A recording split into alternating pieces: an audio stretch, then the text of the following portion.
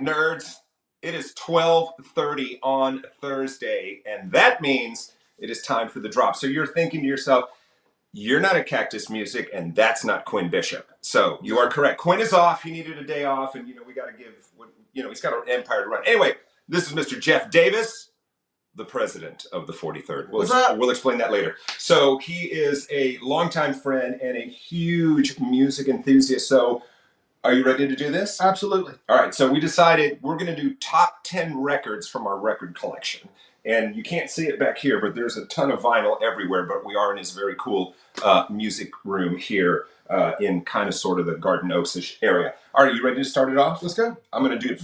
I go first. All right. So here we go. Now, this list for me can change, and I've done top 10 lists for you guys since we started doing stuff during COVID, since I was doing like quarantine playlists and stuff. So my top 10 changes. And this is really my top 10 kind of from today. Oh, see, there it is. Jeff Davis. There's your name. Oh, hey, yeah, you're up there. This week. Week. Not all time. Not all time. Not all time. This is what's happening. If I had to pick 10 records in my record collection this week to make it just to be playing and jamming and having a good time, we're going to start it off with the mighty Helmet. Yes, sir. So this is the first record for Paige Hamilton and the Boys. The record is called Strap It On. Jeff, I know you're a fan. I am. I'm more of a milk toast guy myself. You're a milk toast guy. That's very good. Great album. Came out on the mighty Amphetamine Reptile label on this imprint. I don't remember what year it was, but I remember that I was driving down the street listening Hard and fast. Yes, listening to KTRU radio, the Rice radio, which is no longer exists in that capacity. I heard this song, and back then you could call the radio station; they'd tell you what they were playing. Yeah. So this is '80s, right? Late '80s.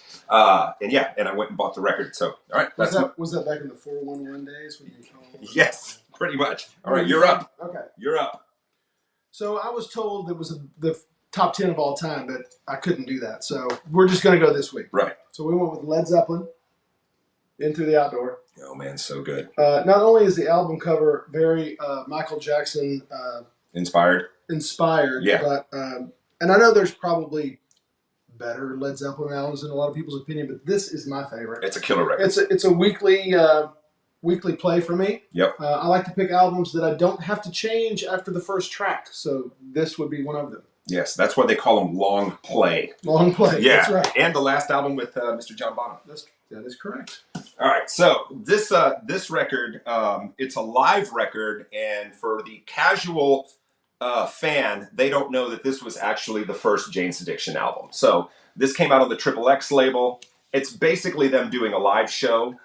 Perry Farrell does all the artwork, which is a self-portrait, obviously. But this is the first time anybody heard Jane Says, and it's my version of Jane Says that I love. I don't like the studio version of it. Pigs and Zen is on here. Chip Away is on here. 1%. It's a monster. And if you just kind of want a snapshot of a band that was about to be one of the most influential bands of their time, that is it. So there you go. Jane's Addiction. It's not called Jane's Addiction Live or anything like that, but it's on the Triple X label. I saw them for $1 on a Wednesday night when they toured this album at Rockefellers. 3 days, one of my favorite tracks. 3 days. Not on that album, but yeah. Okay, so since we went with not the greatest of all time, but Ruben's going hard and fast, I'm going to go with Yaz. Oh man, yeah, get it out of there. We don't want to glare people to death. Take care of your album. Yaz, Upstairs at Eric's. It's great. Very high school-esque for me. Yeah. A lot of dates to that album. Yeah. A lot of nights at Numbers for me with that blasting. And if you don't know Yaz, you need to. The incredible, I just want to make sure, Vince Clarke on keys, synth, pianos, and Miss Alison Moyer on vocals. Oh, great track. All right, so this album there's kind of a renaissance that has happened with this album, because if you have not seen is it Apple TV? Who did the Beatles? Mm-hmm. Apple TV? Mm-hmm. Yeah, anyway, for me it's Let It Be. And everybody's like, okay, wow, there are much better Beatles albums. But my mom gave me this album when I was, 10 years old. And I listened to it for years and years and years until I became aware that there were other Beatles albums. Right.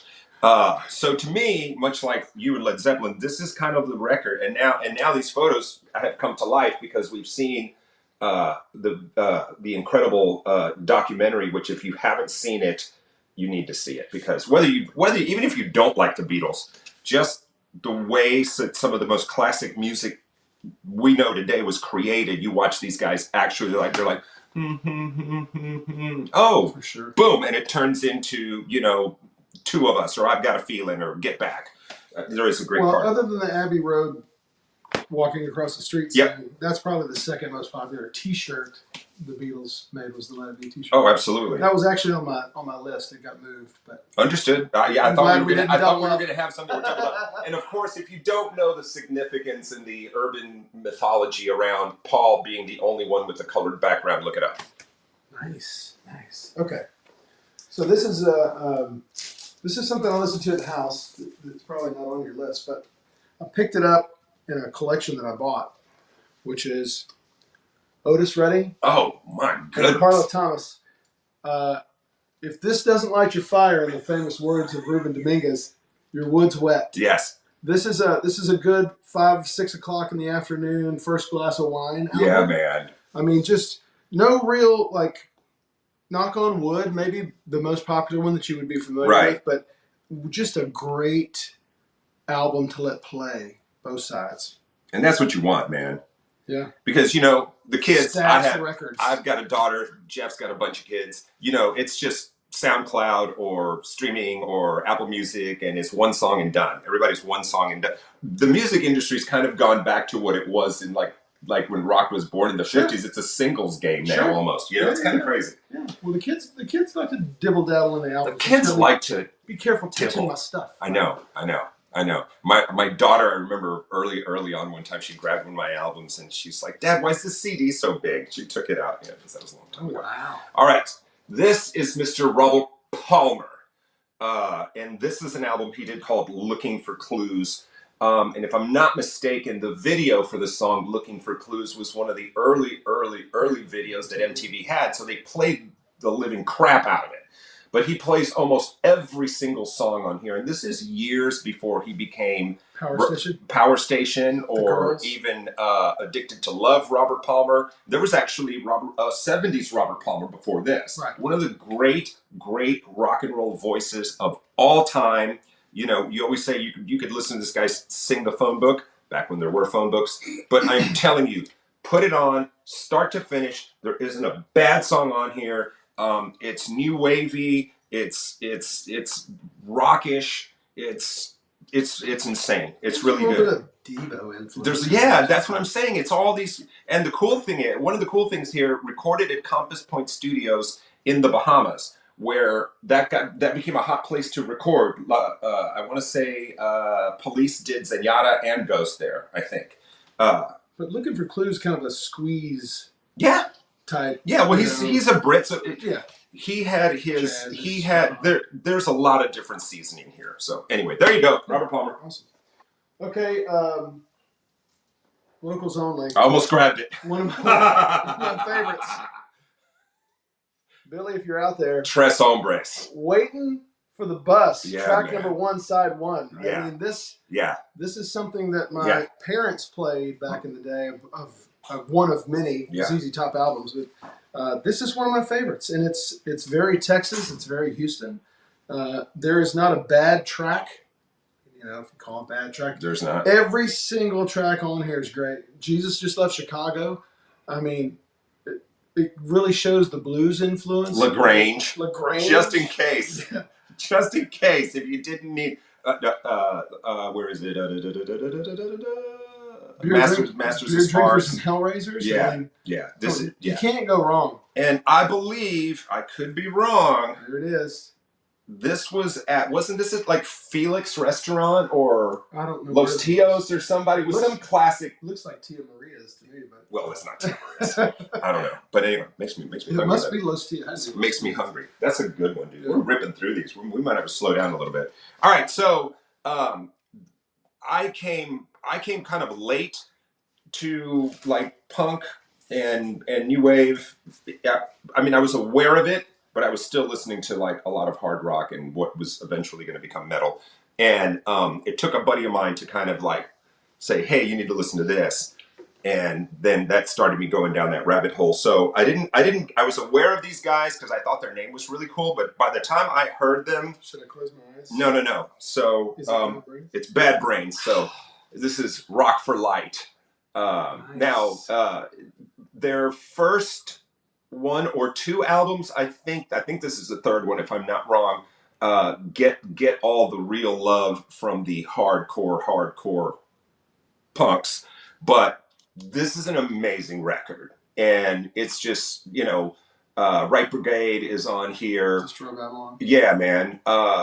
You know, this is this skateboard music right here. Oh man, this is skateboard music right here, baby. This is jam box on your shoulder, right? Dual cassette, yep. Easy 7. Yeah, you know, local skate park, mid 80s. Yeah.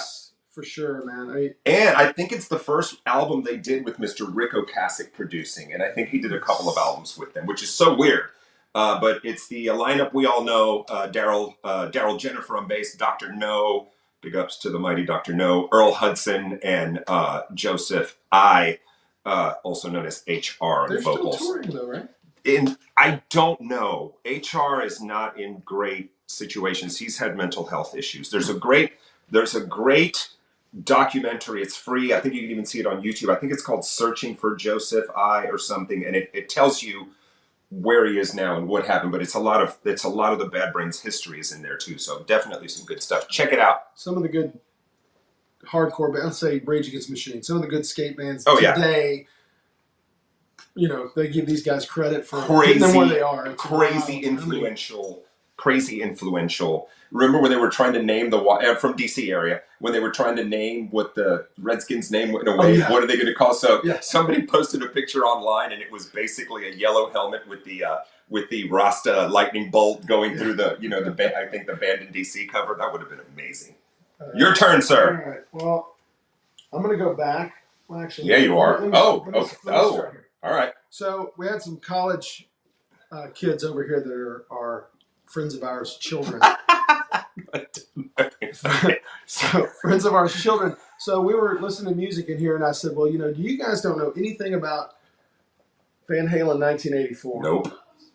I mean, this is a sit and let it play kind of album, right? Sure. And not to mention the fact that you have a very inappropriate album cover. With kids smoking some cigarettes. Angel Child. Yeah, right. I mean, tell them what's on there. What an all-star cast. Tell them what's on there. Let's see. Read some of the hits out. 1984, for starters, title track. Yep. Jump, Panama, Top Jimmy. Drop Dead Legs. Yep. Hot for Teacher. One of the early MTV hot videos, right? I'll Wait. Girl Gone Bad, and House of Pain. What is wrong with that? Forget it. Nothing. Forget it. Nothing. Forget it. But the kids, when we did let them listen, they were like, "Who is this? Yeah. Crazy band you've never heard of, Van Halen." Yeah. And this started a lot of trouble in the band because Eddie was really pushing to put the synth on here and put the keyboards. And David Lee Roth was like, "We're not a keyboard band," and they're like, "Well, we are now." And it was ripping, but that kind of started the riff. And it was, it's a great album. It may not be, in anybody's opinion, there are, Diver Down and a lot of other ones that are just as good, if not better. But this was kind of a turning point for Van Halen. Totally. It's a transitional album. So produced by Ted Templeman, that's kind of, a guy that worked a lot of magic with these guys, and Don Landy on engineering. So it's a great record. Because I think they started brushing their hair on this album. Yeah, right? And using a fan. So the idea is, or the word is, or the I don't know, conspiracy theory is that Alex Van Halen is quietly organizing a tribute band that will be touring with multiple guitarists switching out at parts during the show. The singer is the most important. Singers is obviously next to Eddie the most important part, and so you have to somehow.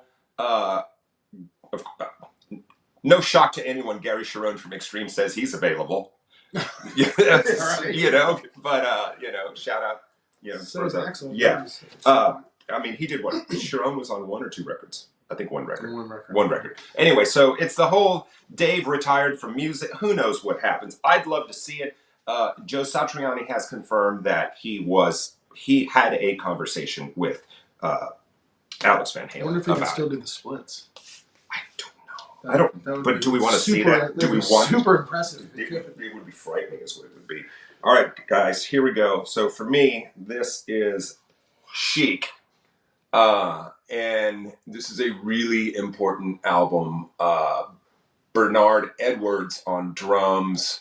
You have Mr. Nile Rodgers playing guitar and producing. And of course, the incredibly talented voices. I can't even read this, and I should know the gals, the rest of the band, and I don't. I apologize. And I can't read this on it's too small. But anyway, so I mean, you've got Le Freak, on here. I Want Your Love. It's just for Le Freak, and that song is what put them on the map. And to this day, you hear bands, you hear a guitar player's sound, and you're like, wow, that's super Nile Rodgers. The guy, and he's produced so many incredible artists. But yeah. Very Studio 54 of you. Very Studio 54, right? Look at the suits, man. Sexy though. Dressed to impress. Sexy. Boom, chic. There you go. Very, very 70s. Bernard Edwards went on to play drums in the Power Station with Robert Palmer. That's the guy. Is that how you boom, tied boom, that together? boom, boom, boom. Did you just grab them all, or did you just tie that together? No. It just happened. I just happened to know that thread is there. So I have 3 copies of this album. Because you need to. My dad, my mom, and myself all had the same album. So I have 3 copies, and I'm going to keep them all 3. But prog rock's greatest. Sure. Yes. Fragile. In France, they call it Fragile, I believe. I don't know. Roundabout. Yes. The first concert I saw, by the way, 1978. Yes, in the Round. I mean, even the cover itself with the whale. Can you see that? Yeah. The whale type. Zeppelin that they have on the back of it. They created that whole thing. And the art direction and everything was just part of that whole thing. What a great Let It Play album. Yeah. I mean, seriously, you have to be in the right mindset. It's mind altering on its own. But if you want to add anything that might be legal in your state, then, go for it. Well, those that say, I don't really, we had this conversation, I don't like Rush. There are a lot of people that don't like Rush. I personally do, but when you go to the when Rush was around as an actual band and Neil Peart hadn't died, they were much less polarizing than they are now. Well, early Rush is very much like super proggy. Yeah, super proggy. And if people say I don't like Rush, well, you might like the new stuff, but prog rock is prog rock. You like Moody Blues, then you like Yes, and you like Rush. It's just how you would think. But it's still like super polarizing for people. All right. Your turn. This may or may not be super polarizing to people, but I remember hearing this album. I remember buying this album, and I remember listening to this album, and each time it would literally just tear my head off. I think it's their greatest moment. I could be wrong, but this is, in my opinion, the greatest of its genre, the greatest metal album ever recorded. And Def Jam. Yeah, and Rick Rubin producing. And this is Rain in Blood by the mighty, currently no longer a real band, Slayer, after Tom Araya's retirement. But you have the original lineup: Kerry King, lead guitars, Jeff Hanneman, rest in power, on lead guitar, Tom Araya vocals, and the mighty Dave Lombardo. I'm telling, just for Raining Blood alone, yeah. And this was perfect. Postmortem. This was perfect to put on in your room and blast it as loud as you could to really piss off your parents. This would just get a frying pan thrown at your head. You would be grounded. I want to know how many parents actually picked this album up and threw it in the trash. You were in a mood when you picked out your selections. Yes. Were you frustrated? Bring it. All right. Have you ever heard this thing start to finish? Yes. Jesus. Yeah, absolutely. So good. Okay. There we go. The Anti-Slayer. Everyone's favorite. My favorite. Go. This is a weekly go-to for me. Surprised I didn't grab that one. I mean, Songs in the Key of Life. This is the base for so many groups and so many songs and so many samplings. And I mean, if you haven't listened to this from start to finish, do it today and do yourself a favor. Bruno Mars owes him a lot of money. Oh, no doubt. I'm sure he's paid him a lot of money, I'm assuming. But He's got good lawyers. Isn't She Lovely? Sir Duke. Yeah. I mean, the list goes on and on. There's not a bad track on here. I think that's what the kids call a banger. Well, it is a banger, but it goes through. But if you listen to it, it's not like a hardcore Slayer album when you're like raging the whole time. This goes through emotion of, from love to disco to raging party. I mean, it goes through melody, harmony, composition, dynamics. Just a. Like Stevie Wonder came from the sun. Sure. Just saying. Yeah. I mean, there's no arguing that. I mean, do you have the 24-page booklet?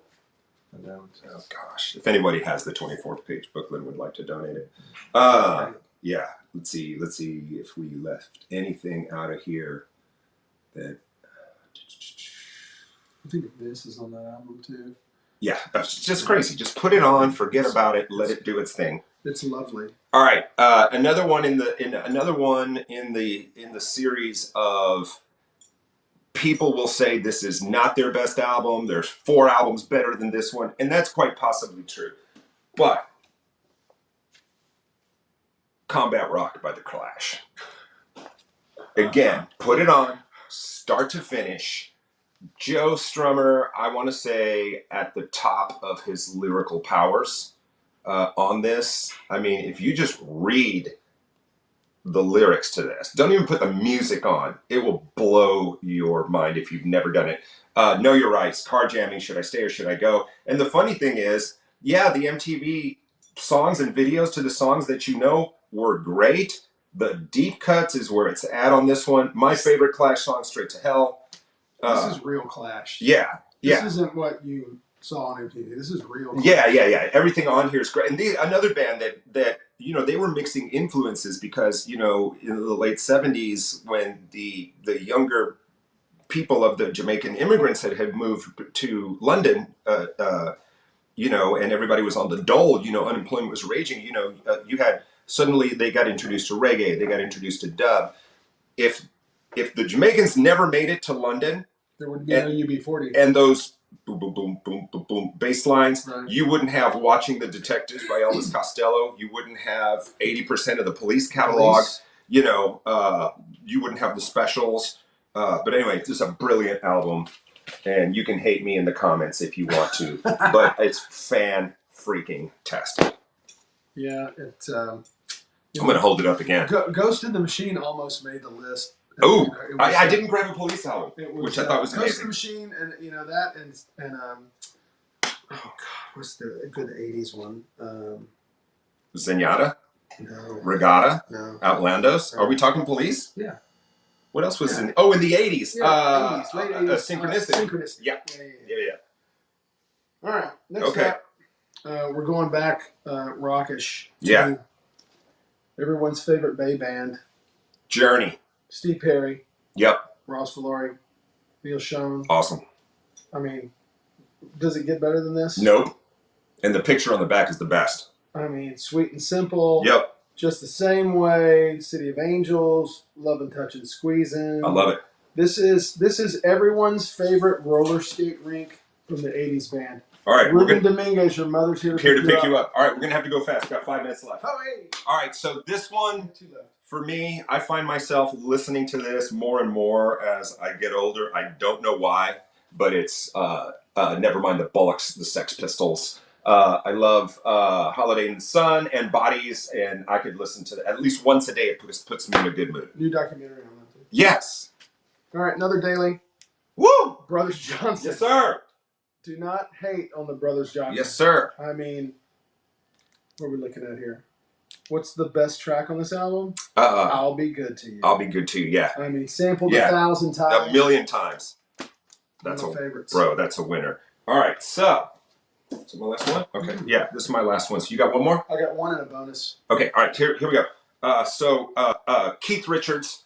So AKA the Marlboro Man. Yeah, man, it's brilliant. Somebody said that this is his solo work.